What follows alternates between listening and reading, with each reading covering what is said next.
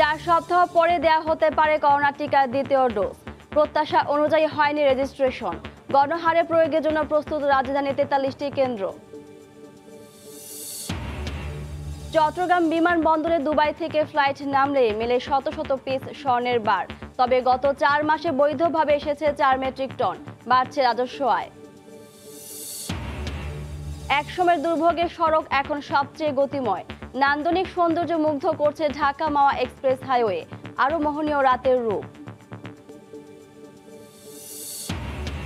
এবং শরণার্থী প্রবেশে আরো উদার হবে যুক্তরাষ্ট্র।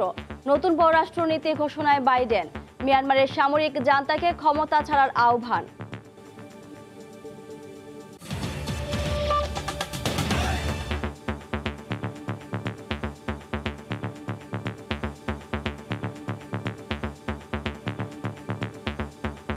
ভ্যাকসিন প্রসঙ্গ। 8 সপ্তাহের পরিবর্তে 4 সপ্তাহ পরে করোনা টিকা দ্বিতীয় ডোজ দেবার কথা ভাবছে স্বাস্থ্য বিভাগ। সংশ্লিষ্টরা বলছেন, যেহেতু প্রত্যাশা অনুযায়ী টিকা প্রত্যাশীর রেজিস্ট্রেশন হয়নি, তাই দ্রুত দ্বিতীয় ডোজ দেয়া হতে পারে। এক্ষেত্রে ভ্যাকসিনের কার্যকারিতায়ও কোনো প্রভাব পড়বে না বলে দাবি তাদের। এদিকে গণহারে প্রয়োগের প্রথম দিনে রাজধানীর 43টি কেন্দ্রে টিকা প্রয়োগের প্রস্তুতি সম্পন্নের কথা জানিয়েছেন ঢাকা সিভিল সার্জন।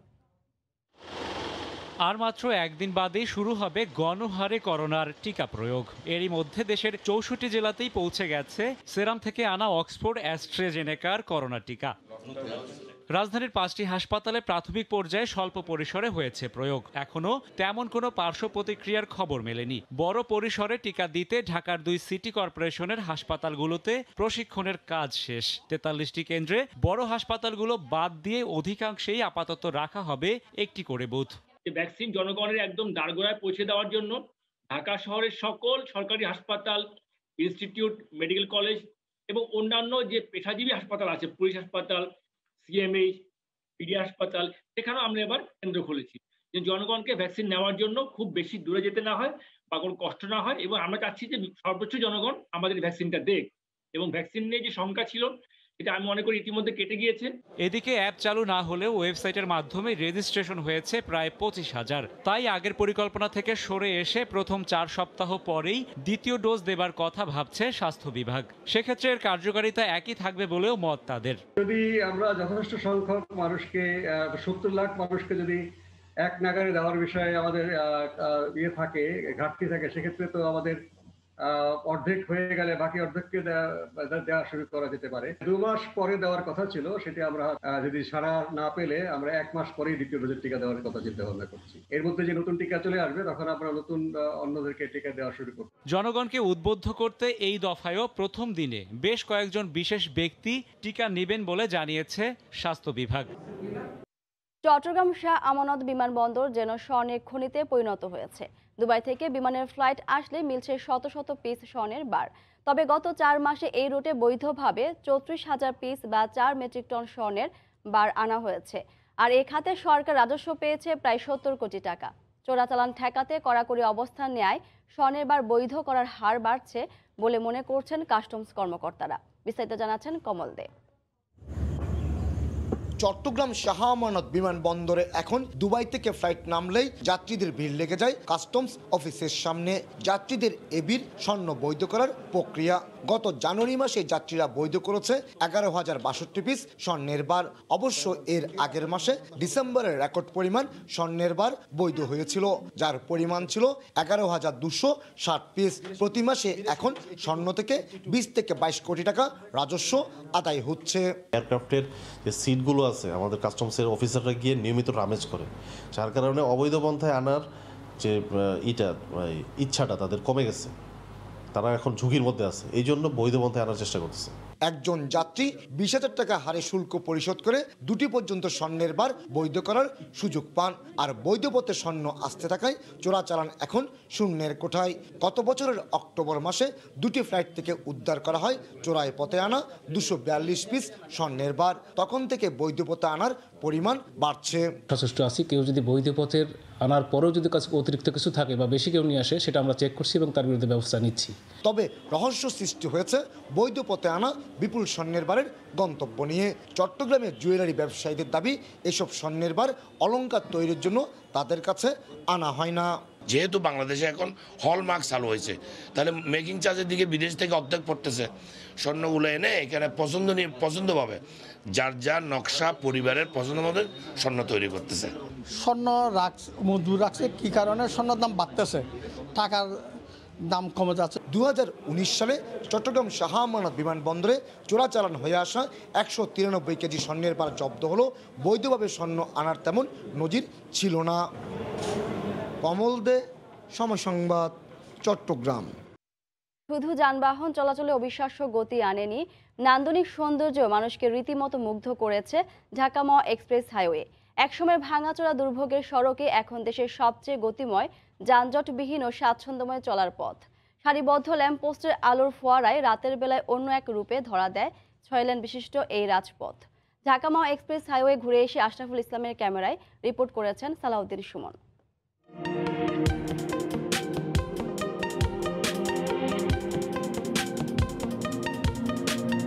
এমন সুপ্রশস্ত, ছিমছাম আর দৃষ্টিনন্দন সড়ক দেখে ভরকে যেতে পারেন যে কেউ। উন্নত বিশ্বের কোনো দেশের রাজপথ ভেবে ভুল করাটাও অস্বাভাবিক কিছু নয়। আদতে এটি বাংলাদেশের ঢাকা মাওয়া এক্সপ্রেস হাইওয়ের চিত্র। 6 লেন বিশিষ্ট এই রাস্তাটি দেশের সড়ক যোগাযোগ ব্যবস্থায় নতুন এক দিগন্তের সূচনা করেছে। প্রায় 1 বছর আগে চালু হওয়া রাস্তাটি মানুষের জীবনে শুধু গতিই আনেনি, নান্দনিক সৌন্দর্যে মুগ্ধও করছে। এখন 30 মিনিটে বা 35 মিনিটে আমরা ঢাকা যেতে পারি, আগে 2 থেকে 3 ঘন্টা লেগে যেত। 10 বছর আগে আমি রোডে চলাফেরা করতাম, তাই 10 বছর পর আবার আসলাম যে না, খুবই উন্নত, খুব ভালো, মনে হয় যে বিদেশে আছে। এইটা দেখে মনে হয়েছে অনেক ভালোই, আমাদের বাংলাদেশ অনেক উন্নত হয়েছে। ধীরগতির যানবাহনের জন্য দুই পাশে আলাদা সার্ভিস লেন থাকায় এই পথে দ্রুতগতির যানবাহন চলে নির্বিঘ্নে।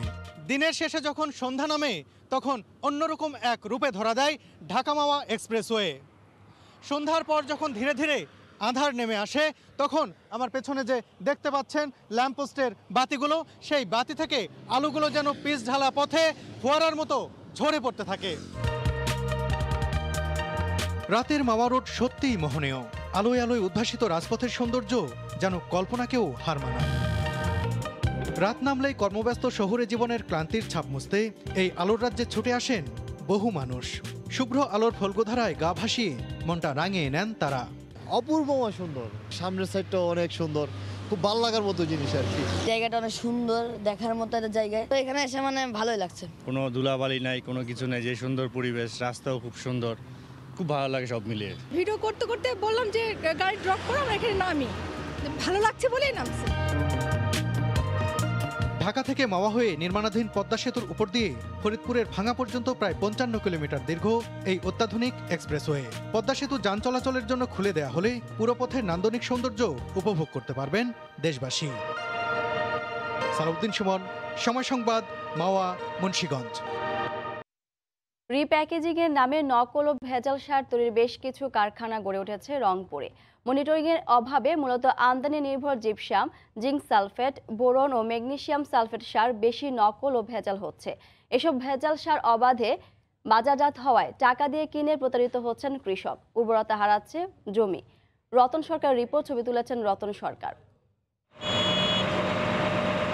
রংপুরে সারের কোনো আমদানিকারক বা বৈধ কোনো সার কারখানা নেই, কিন্তু সম্প্রতি এ ধরনের দুটি কারখানার সন্ধান পেয়ে অভিযান চালায় ডিবি পুলিশ। বেরিয়ে আসে রিপ্যাকিংয়ের নামে ভেজাল ও নকল সার বাজারজাত করা হচ্ছিল।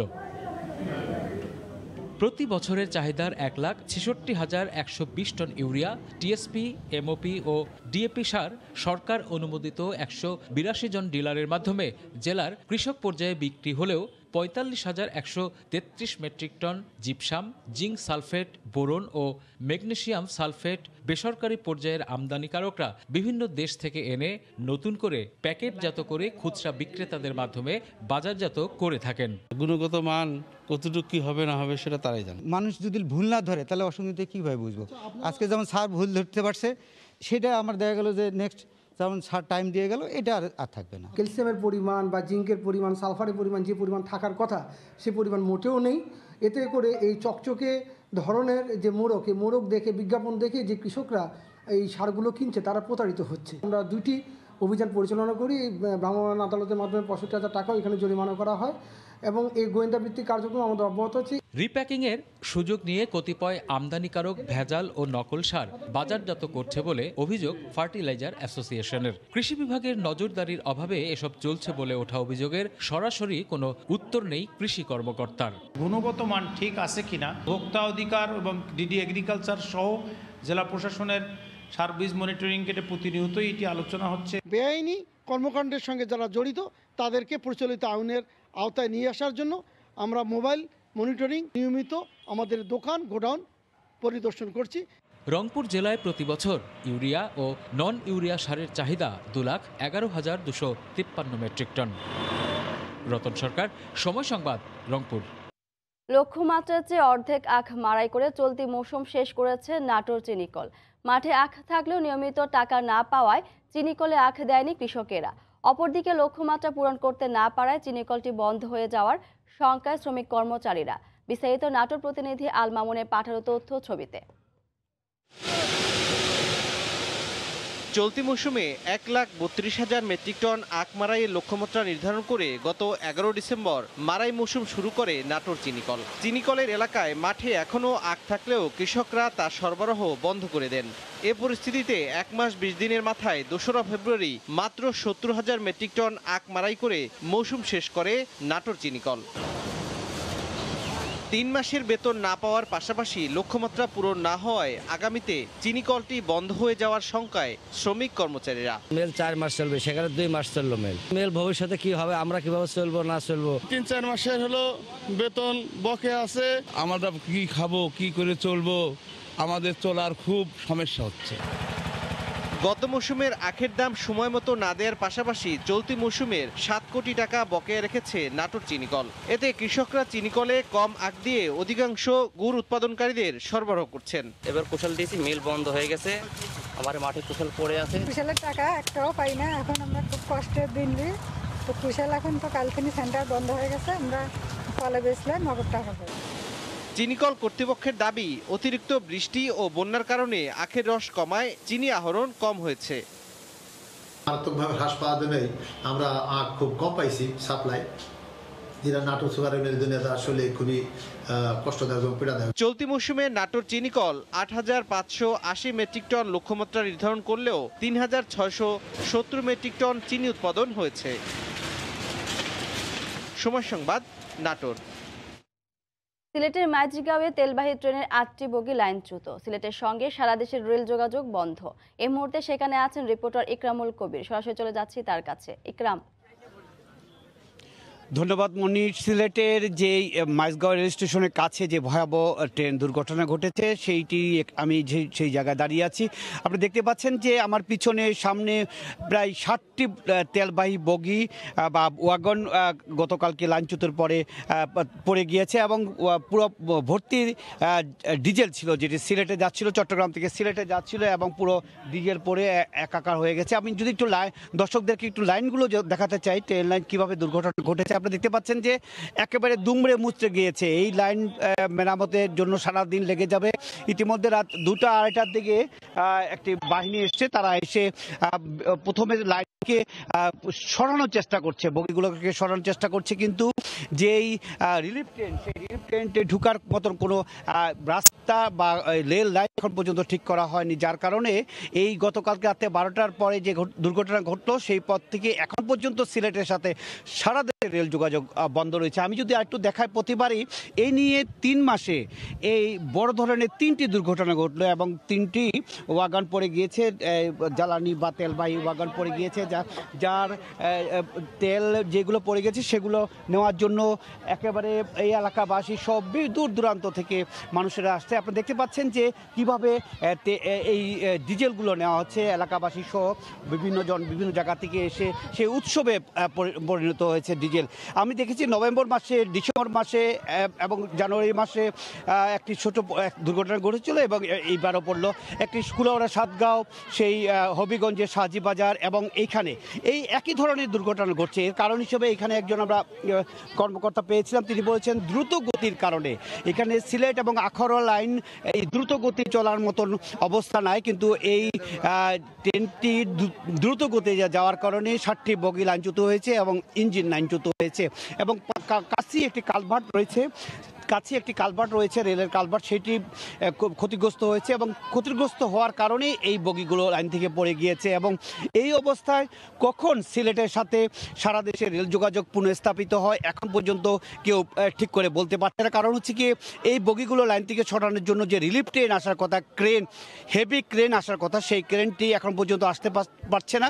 কারণ হলো লাইন এখনও ঠিক করা হয়নি। লাইন মেরামত করার পর সেই ক্রেন আনা হবে, তারপর এগুলো লাইন থেকে সরানো হবে, তারপর লাইন ঠিক করা হবে।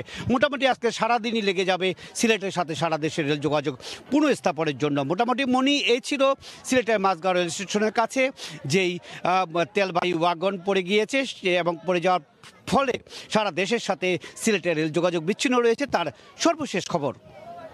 সিলেটের মাঝগাঁও থেকে আমাদের সাথে সরাসরি যুক্ত ছিলেন ইকরামুল কবির। করোনা মহামারীর কারণে সংযুক্ত আরব আমিরাতের পর্যটন শিল্পে ব্যাপক ধস নামলেও ক্ষতি কাটিয়ে উঠতে নানা উদ্যোগ হাতে নিয়েছে দেশটির সরকার। পর্যটকদের টানতে দেওয়া হচ্ছে নজিরবিহীন সুযোগ সুবিধা। অর্থনৈতিকভাবে ঘুরে দাঁড়াতে মেধা ও মননশীলদের নাগরিকত্ব দেওয়ারও ঘোষণা দিয়েছে আমিরাত সরকার। দুবাই থেকে শিবলি আল সাদিকের রিপোর্ট। মহামারীর ক্ষত কাটিয়ে স্বাভাবিক অবস্থায় ফিরতে চায় সংযুক্ত আরব আমিরাত। এই জন্য বিদেশি পর্যটকদের টানতে নেওয়া হচ্ছে নানামুখী উদ্যোগ। এই উদ্যোগের সুবিধা পাচ্ছেন প্রবাসী বাংলাদেশি সহ ভ্রমণ পিপাসুরা। লকডাউনের পর থেকে এদেশের পর্যটন শিল্পে এক ধরনের ধস নামে ঢাকাটা কাটিয়ে ওঠার জন্য ইতিমধ্যেই অনেক ধরনের পলিসি নিয়েছে, যে পলিসিগুলোতে সারা পৃথিবীর সকল পর্যটকদের আকৃষ্ট করতে পেরেছে।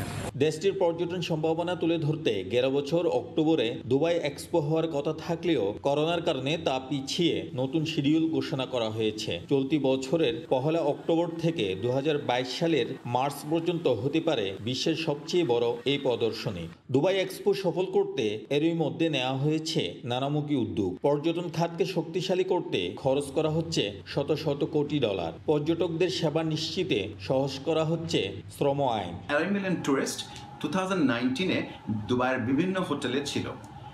সেই নাম্বারটা গত 4 মাসে, মে মাস থেকে শুরু করে মে, জুন, জুলাই, অগস্টে 5.5 মিলিয়নে চলে যায়। দুবাইয়ের 7 তারকা মানের হোটেলগুলো সহ সমুদ্রপৃষ্ঠে গড়ে ওঠা নানা আকর্ষণীয় জায়গায় পর্যটকদের আনাগোনা অনেকখানি বেড়ে গেছে। ধারণা করা হচ্ছে এক্সপোকে ঘিরে শীঘ্রই পর্যটকদের ভিড় আরও বাড়বে। পর্যটকদের জন্য পৃথিবীর অন্যতম আকর্ষণীয় শহর হচ্ছে দুবাই, কিন্তু করোনা সংক্রমণ সে আকর্ষণে প্রতিবন্ধকতা তৈরি করেছিল। ভ্রমণ পিপাসুরা সেই সংক্রমণ কাটিয়ে আবারও আকর্ষণে মুগ্ধ হতে চায়। শিবলি আল সাদিক, সময় সংবাদ, সংযুক্ত আরব আমিরাত। করোনা মহামারী নিয়ন্ত্রণে আগামী 7 ফেব্রুয়ারি থেকে 14 দিনের জন্য অভিবাসীদের প্রবেশে নিষেধাজ্ঞা জারি করেছে কুয়েত সরকার। তবে বিদেশে অবস্থান করা নিজ দেশের নাগরিক ও গৃহকর্মীদের প্রবেশে কোনো বাধা নেই। এছাড়া রাত 8টা থেকে ভোর 5টা পর্যন্ত দোকানপাট বন্ধ রাখার নির্দেশ দেওয়া হয়েছে। কুয়েত থেকে শরীফ মোহাম্মদ মিজানুর রহমানের পাঠানো তথ্য ও ছবিতে রিপোর্ট। বিশ্বের অন্যান্য দেশের মতো করোনায় বিপর্যস্ত কুয়েতও পরিস্থিতি নিয়ন্ত্রণে দীর্ঘদিন লকডাউন ও কারফিউ থাকলেও সে পথ থেকে সরে আসছে দেশটির সরকার।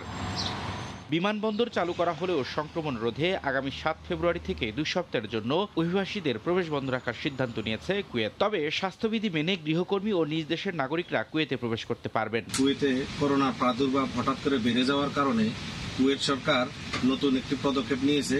সকল কমার্শিয়াল অ্যাক্টিভিটিস, শপিং মল সবকিছু 8টা থেকে সকাল 5টা পর্যন্ত বন্ধ ঘোষণা করা হয়েছে। ফ্লাইট 2 সপ্তাহের জন্য 7 ফেব্রুয়ারি থেকে বন্ধ ঘোষণা করা হয়েছে। রাত 8টা থেকে ভোর 5টা পর্যন্ত সব ধরনের ব্যবসা বাণিজ্য বন্ধ রাখার নির্দেশ দেওয়া হয়েছে। শুধু ওষুধ ও খাবার সরবরাহকারী দোকানগুলো খোলা থাকবে। সময় সংবাদ, কুয়েত। সকালের সময়ের শীর্ষ সংবাদ জানিয়ে দিচ্ছি আরেকবার।